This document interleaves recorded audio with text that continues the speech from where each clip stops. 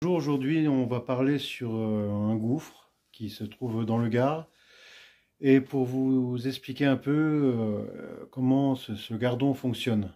C'est assez simple en fait. Le gardon, à certains niveaux, vers les gorges du gardon, il y a plein de cavités souterraines. Donc au moment, l'été, à certains niveaux du gardon, c'est sec. Tout simplement parce que l'eau passe sous la terre. Et oui, mon pote. C'est incroyable. Donc on imagine tous que l'or passe dans ces cavités. Et là, il s'est passé quelque chose il y a exactement un jour exactement, où il y a eu un phénomène irréversible. Quelque chose d'incredible. Donc je vous fais vous allez voir, j'ai fini de bafouiller, vous allez voir la vidéo. Yeah. Voilà, TV Gold Ranger, c'est parti. Michel Viennin, spéléologue et géologue de renom, sera notre guide dans cette aventure interdite.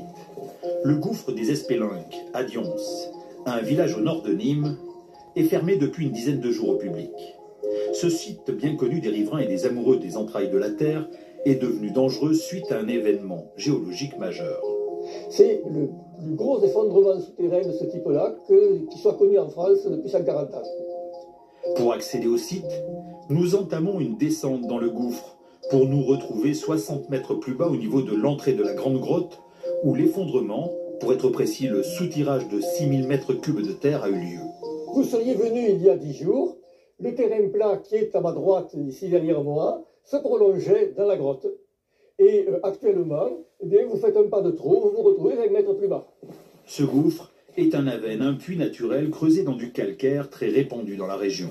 Donc il n'y a pas d'or, il faut pas rêver. D'années, le Gardon s'est encaissé pour devenir à cet endroit une rivière souterraine. Ce sont ces limons qui se sont brutalement échappés le 27 décembre dernier.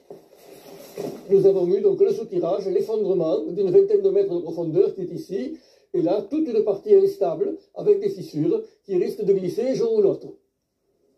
Ce site classé pour sa faune et sa flore est un lieu remarquable. S'il n'est pas rare de voir des sols se dérober en surface, en région parisienne ou dans les anciens bassins miniers, ce type d'effondrement est assez inédit. Il a fallu 2 étapes successives. Premièrement, une sécheresse un peu anormale qui crée des fentes dans le sol. Et deuxièmement, une arrivée d'eau plus ou moins progressive, les pluies de l'automne par exemple, qui, elles, facilitent des glissements. Cet effondrement qui pourrait se prolonger rend le site extrêmement dangereux pour les promeneurs. Les grottes karstiques sont un phénomène très long. Le réchauffement climatique a-t-il accéléré le processus?